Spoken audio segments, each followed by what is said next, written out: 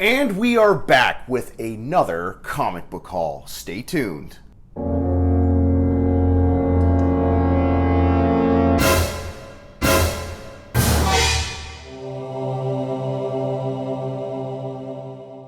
Greetings to my esteemed comic book colleagues. This is Dante D bringing you all another video, and welcome to the channel where we talk about comic books and other geek stuff. If you're new to the channel here today, please consider hitting that subscribe button and check out some of my other comic book related videos.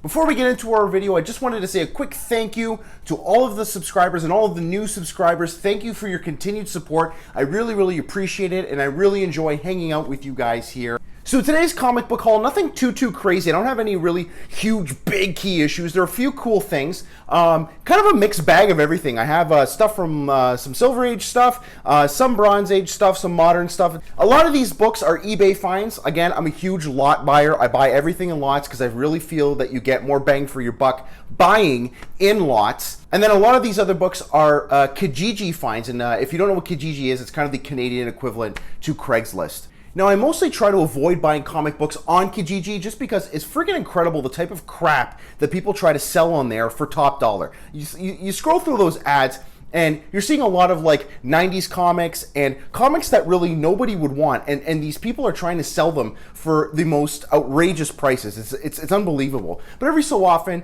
I do find something that's actually worth further investigation. But more often than not, it's nothing really hugely significant, nothing really spectacular. It's mostly just filler stuff. But I have to say, Kijiji finds really make great stories. And the Kijiji find for today is really no exception. So I see this ad on Kijiji with a picture of Silver Surfer #1 and Fantastic Four #3 from back from 1962 or 3 or whenever it came out. So, you know, it piqued my interest. I almost never get excited though because there's always some sort of catch to these. So I see this ad for thousands of old comic books for sale. Great prices, make me a deal. So I text the guy, and right away, it seems a little fishy to me. His spelling and grammar is really off, and he's dropping F-bombs left, right, and center. So I get a little concerned, but for the most part, he seems pretty nice, and he seemed amenable to making a deal. So I go to this guy's house. He lives in a shadier part of town. I walk in, and he says, hang on, I'm going to go get the comic books for you. He literally walks out with these 2 old storage bins and this, like, really beat up binder that he might have used in high school.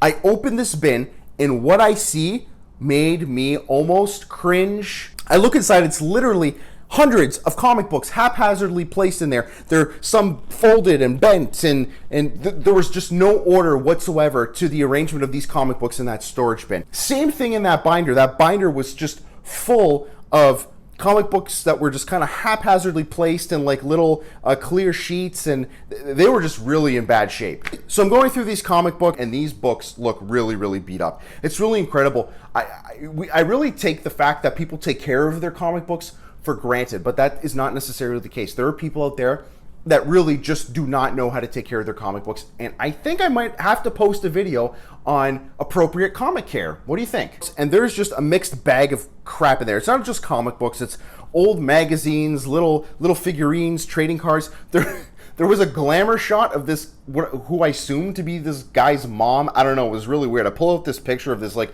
older woman, and she has like a feather bow on, and it's like this like glamour shot that looked like it was from maybe the 80s. I don't know, it was just really weird. But anyway, I felt really bad, and I did find some older stuff that I really liked. Nothing too significant, mostly some older Bronze Age stuff that was a little bit beat up. And I picked up a few, and the guy he was actually really nice, I have to say. And he made me a nice deal, and it was really cheap, I have to say. But I did mention the Silver Surfer #1 and the Fantastic Four #3. So I said, hey, in your ad, you had a picture of Silver Surfer #1 and Fantastic Four #3. Do you actually have those books? Can I see them? And he's like, sure, no problem. I'll go grab them. I forgot to take them out. Now, I really didn't care about Silver Surfer #1 because I actually already have that book. But, I mean, if the guy was going to sell it for cheap, I would have just gotten another copy. I mean, it's a great book. I don't mind having multiple copies of it. So he comes out, Silver Surfer #1, Fantastic Four #3, and I'm looking at them and I'm like, something is wrong here. They looked a little weird. So I crack them open, and they are reprints. Now, the fact that these are reprints didn't surprise me. What really surprised me is that this guy told me when he originally bought them, he bought them thinking they were originals, and he paid big money for them. I was like, oh my goodness, I'm so sorry to hear that. So I explained to him, dude, you really got to look at the publication information because it'll tell you, usually on the splash page, when the book was published or if it's a reprint or anything. I'm like, you really got to look at this stuff, like, because like people are out there to get you. And on top of that, you can usually tell when a book is a modern reprint or not just by the paper quality, and there are a couple nuances. But I mean, at the end of the day, even if you're not great at spotting a reprint, the publication information will tell you everything that you need to know about that book. So please, true believers, if you're out there and you're one of those people that likes to buy comic books on, say, Craigslist, when you go, be careful, not just for your own safety, but also be careful of what you're buying. Please check out the books and make sure that you're paying for an original, not a reprint. But anyways, my point of that story was, in this comic book haul today, I want you to have a little bit of fun. I'm going to show you all the books, and based on the condition of the books, I want you to guess to see if these books came from that particular house or if I got them somewhere else. And if it was a book that came from that particular house, I'll let you know. So without further ado, let's get into this comic book haul. All right, here we go with our first book here. This is Batman number 0. Don't think there's anything too spectacular about this book. I think this might be the first 0 issue of Batman ever published, but I don't think that's too important. I'm a huge Batman fan, so I really can't wait to read this, see what this is like. It's really funny. Sometimes these like random issues that everyone ignores and end up actually having really great stories. It's why I love shopping in like bargain bins and like 50-cent dollar bins, because there are all these books that are worthless and nobody wants, but a lot of times if you give them a try, they actually have really great stories and they're really entertaining. I'm really hoping that's the case with this book here. Next up is a cool Silver Age book. This is Tales of Suspense, featuring Iron Man and Captain America, number 82. Nothing spectacular about this book. Looking at the condition, if you guessed this was one of those books from that house that I went to, you are absolutely right. It is. This is a really beat up book. But when I saw this, I was actually pretty excited. I thought this was a really cool find.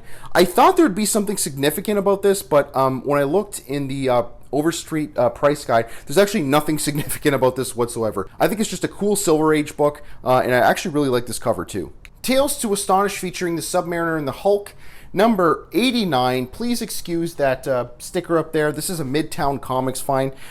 This book here is another really cool Silver Age book. Got it really cheap at Midtown Comics.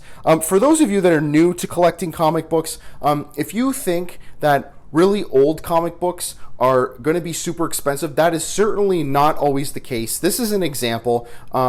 This book here is a Silver Age book, published sometime in the 1960s, so we're looking at a 50-plus-year-old book here, but I got it for like $4. Really cheap. The only books that are old that get really expensive are some of those key issues from the Silver Age. Now, mind you, this book would probably be a little bit more expensive if it were in better condition. Certainly, the books that are in better condition are going to be more expensive. But this book here, it's, as you can see here, it's a G, and there's nothing significant about this issue. It was really cheap, $4. Tales to Astonish, featuring the Submariner and the Hulk, number 94. I think here this is my only failure in this lot, and I'm going to show you why it's a failure. Just give me 1 second here. So I ordered this book from Midtown Comics. Normally their service is pretty good, I've never really been disappointed with their service. But look at this. I get this book and it's in freaking pieces.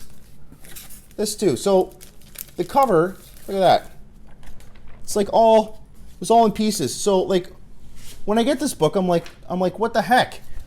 So I ended up contacting Midtown Comics' customer service department, and they were actually really good. They gave me my money back on this book, so I don't have anything to complain about, but I actually really kind of wanted this book. I'm really upset that it came to me in pieces.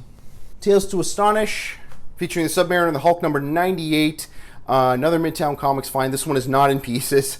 Again, nothing too significant about this book, just another cool Silver Age book. Strange Tales, number 174. The only thing that's significant about this book is I believe it is the first issue in the Origin of Golem arc. So I'm really excited to read this. Strange Tales, number 176, continuing the Origin of Golem arc. And Strange Tales number 177, another Gollum book. Strange Tales number 182, nothing significant here, just a cool Bronze Age book. I absolutely love these random Bronze Age books. Every time I see a Bronze Age book, I don't care what it is, I usually pick it up. I absolutely love books from the Bronze Age. I think the art's cool, the covers are always cool. I think probably, arguably, the Bronze Age might be my favorite era in the history of comic books.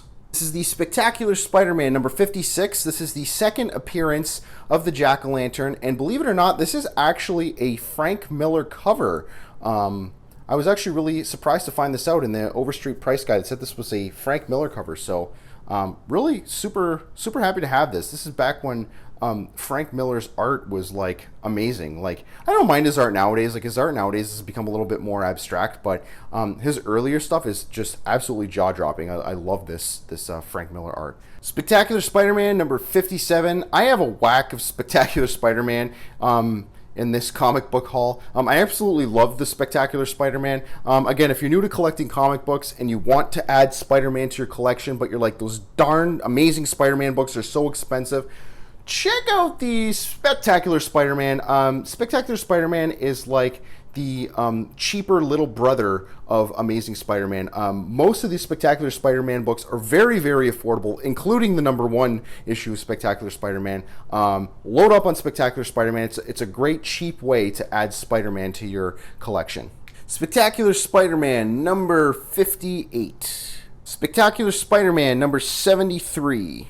Spectacular Spider-Man number 79. Cool cover there. A lot of nice use of red and black. Spectacular Spider-Man number 80. Spectacular Spider-Man number 84. What looks to be Spidey at the arcade. Remember arcades? Do arcades even exist anymore? I don't know. I mean, my memories of arcades were from like when I was like really little. But I don't know. Do they even exist anymore? I haven't seen one in a really long time. I think arcades are really something that are unique to the 80s, right? Spectacular Spider-Man number 96. This cover here is kind of reminiscent to me of Amazing Spider-Man number 121, the famous Death of Gwen Stacy issue, you know, with all the heads there and, like, I don't know. What do you think? Spectacular Spider-Man number 94, nothing too significant here. The Overstreet Price Guide did make mention that this was an early appearance of Cloak and Dagger. I don't even think it's like the 3rd or 4th appearance, but it is an early appearance of Cloak and Dagger. Spectacular Spider-Man number 100. This is a double-size anniversary issue. Spectacular Spider-Man number 114. Oh no, I'm sorry. The all-new, all-daring Spectacular Spider-Man number 114. Even though they have that on the cover, I don't think there's anything significant about this book. Spectacular Spider-Man number 115. Cool Doctor Strange cover. Spectacular Spider-Man number 155. Take a look at this one here. If you guessed this is one of those books that came from that house, you are absolutely right. This book isn't too beat up. I mean, it's not in the greatest condition, and you could tell it is raw. It still has yet to be bagged and boarded. This guy had almost next to none of his books bagged or boarded. They were all raw. Incredible Hulk number 153. If you guessed this one was from that house, you are wrong. This actually came from another Kijiji find. There was a guy just trying to get rid of some of his old comic books, and I got this one here for pretty cheap. This book here is actually kind of cool. It is Hulk versus everybody, and I think there's an appearance of the Avengers and the Fantastic Four, so pretty cool. Amazing Spider-Man number 115. If you guessed this one was from the house, you were absolutely right. Look how freaking beat up this book is here. You got massive spine roll. You have a chunk taken off out of the top portion of the page. It is just in absolute horrid condition. I'm usually not a huge stickler for condition, but this one is pretty bad. It is complete though. There are no missing pages. I think it's still bound together and everything. So why not? Amazing Spider-Man number 131. The only thing significant about this book is, according to the Overstreet Price Guide, this is the last 20-cent issue of Amazing Spider-Man, and it looks like Doc Ock is getting married to Aunt May. Does that really happen? I've never read this, so I'm gonna have to check this out. Amazing Spider-Man number 153. Nothing significant about this issue, but this I know this issue here contains one of the Spider-Man stories that's considered to be among the best Spider-Man stories ever written. I don't know. I've never read this one. I know this particular story has actually been reprinted a couple times. Again, as a collectible, again, it's not really worth much, but apparently the story in this is one of the best ever. So I'm really excited to check it out. Amazing Spider-Man number 208. I know I said Amazing Spider-Man issues are usually more expensive than the Spectacular Spider-Man ones. I lied. I mean, there are some Amazing Spider-Man issues you can get rather cheap. They're mostly filler issues, but basically I was just saying as a whole, Spectacular Spider-Man is usually cheaper than Amazing. Amazing Spider-Man number 218.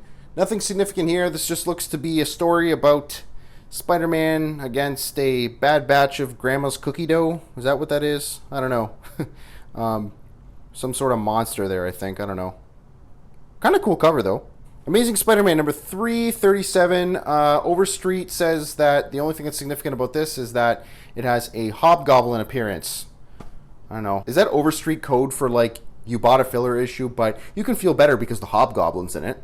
Amazing Spider-Man number 343, getting into the 90s here. The 90s, another one of my favorite eras in comic books. Again, I know a lot of people always write off the 90s, but I love 90s comics. I think the stories are great. I think the art is great.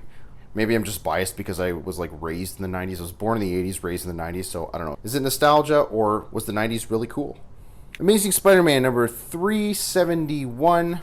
Also, Amazing Spider-Man number 370. You can tell these are in they're sharing a bag and board at this time because I got them from that house, and again, that guy didn't bag or board any of his comics. But I mean, these are probably the only two books that were in somewhat acceptable condition in that house. Amazing Spider-Man number 376. Please excuse the little yellow sticker there. I don't know why people do that. Someone told me that those stickers are there because sometimes when you go to like cons and shows and stuff like that, they'll like code the prices of their comics with colored stickers. So they'll be like all the yellow stickers are $1 and all the blue stickers are $2 and all the green stickers are $3. So you kind of know, so they don't have to keep writing $3 or $2 over and over again. I don't know. Do you know what those are for? Amazing Spider-Man number 377. Even though these Amazing Spider-Man books are mostly filler issues, I'm actually really happy to have all of them. I collect Amazing Spider-Man like mad. My goal is to one day own not all, but maybe most of the issues of Amazing Spider-Man. I don't know. It's one of the first things that I ever started collecting, aside from Batman. Batman was the first thing that I ever started collecting, but then shortly after I went to Spider-Man, it was always kind of a goal of mine to collect as many Amazing Spider-Man issues as possible. So that's why I have all these fillers. Uncanny X-Men number 153.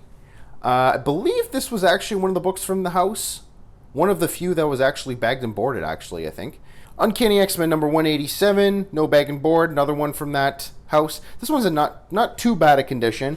I mean, for a late Bronze Age book, mostly with late Bronze Age books, you would expect they would be in better condition because that was around the time when people really started taking care of their comic books. But again, I mean, for me, it's good enough.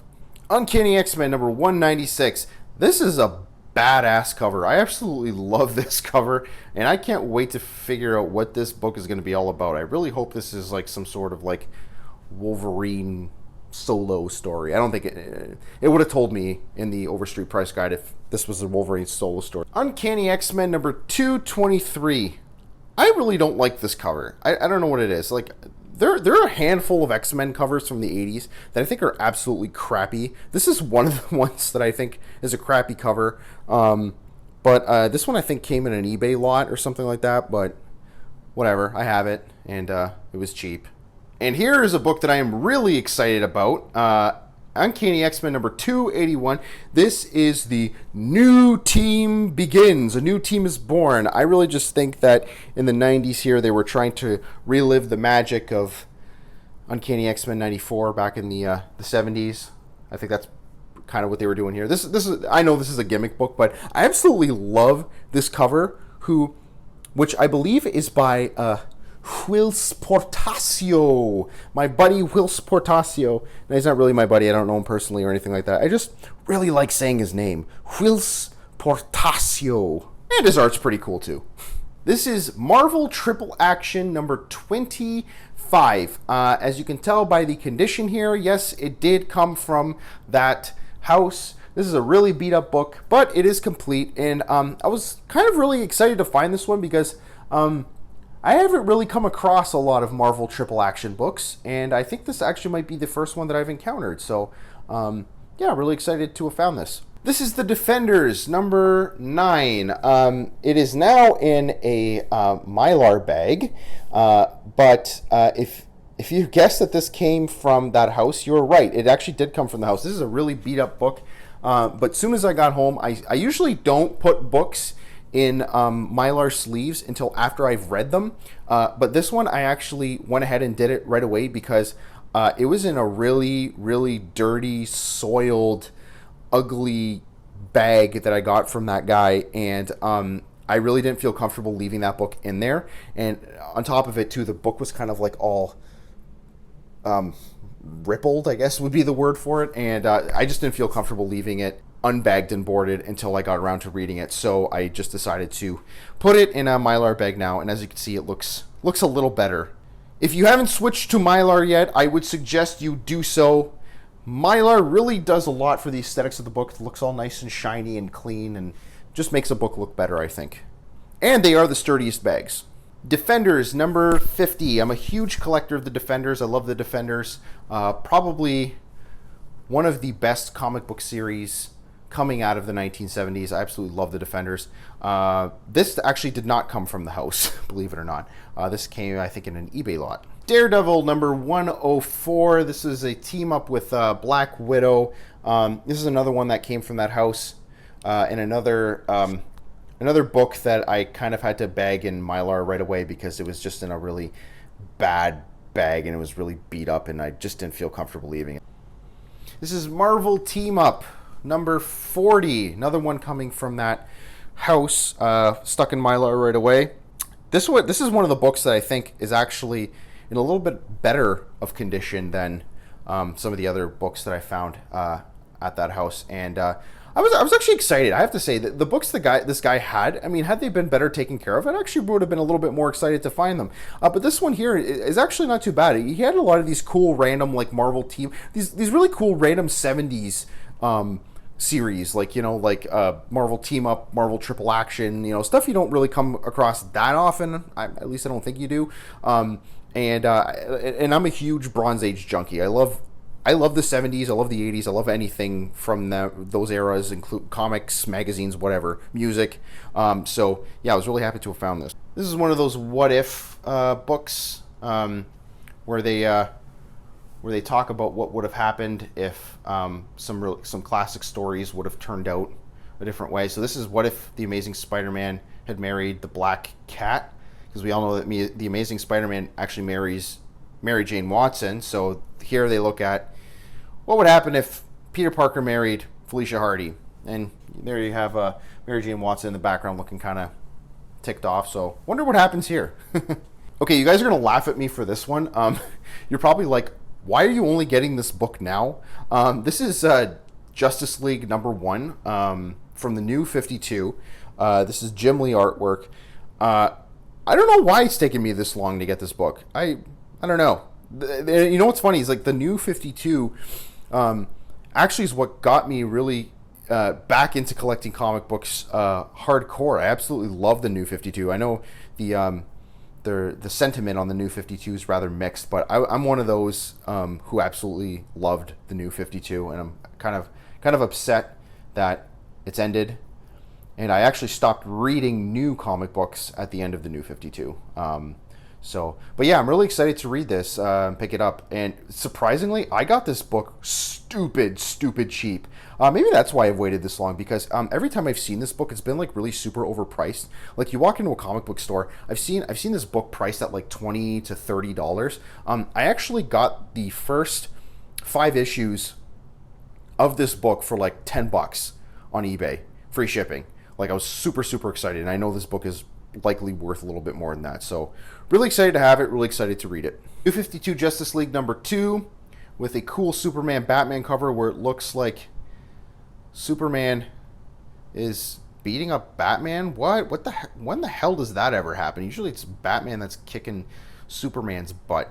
But I mean, looks like he has like some kryptonite chains there, so I'm sure Batman's gonna make his comeback any second. Justice League number 3. Justice League number 4 with a freaking badass Aquaman cover. Seriously, the New 52, in my opinion, is what made Aquaman no longer suck. Like, you know, you always hear like Aquaman sucks, but I think the New 52 really kind of turned that around. I don't know, what do you think? Was it the New 52, or did Aquaman stop sucking even before the New 52? And really, I think this covers the cover that kind of illustrates the fact that Aquaman no longer sucks.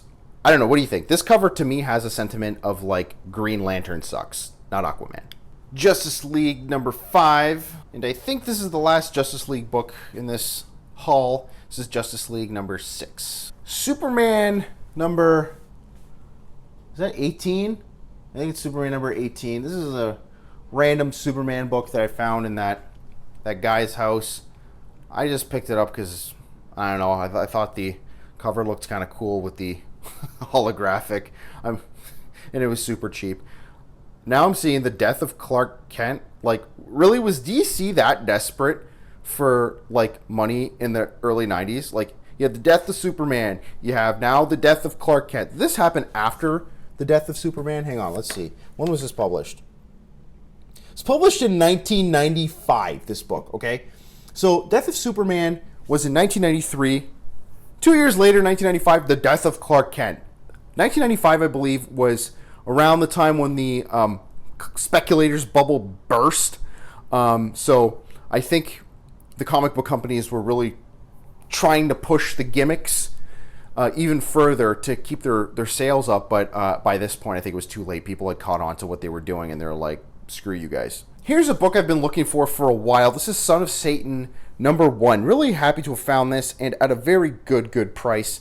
I think Son of Satan's kind of a cool character. He makes regular appearances in the Defenders, and that's how I got introduced to the character, and I actually thought he was really cool. So really excited to have his solo series and see what that's all about. This is Son of Satan number 2, which according to the Overstreet Price Guide is the origin of the Possessor. I don't know who the Possessor is. Actually, Damian Hellstrom there seems to be saying, can it be? Am I truly fated to fall before the unholy power of the Possessor? So, kind of excited to see who the Possessor is. Son of Satan number 3. Son of Satan number 4. Son of Satan number 5. And here's where we get to the books that I'm likely most excited about in this haul. And it's Marvels. It's the Alex Ross Marvels series from the early 90s. I absolutely love Alex Ross's artwork. I don't think there's anyone out there who dislikes it. His stuff is just so jaw-dropping. It's just gorgeous. Look at this cover here. This is Marvels number 0. This is Marvels number 1 featuring the Human Torch. This is a cover that is reminiscent of Marvel Comics number 1 from the Golden Age. Very similar. Great cover. I absolutely love this. Another exquisite Alex Ross cover featuring the Angel. I absolutely love this. This is just jaw-dropping. Marvels featuring the Silver Surfer and the Human Torch cover. And the last book in this haul, this would be the Marvels featuring Spider-Man and the Green Goblin and Gwen Stacy. Ooh, I can't wait to see what this is about. Is that a die-cut cover? No.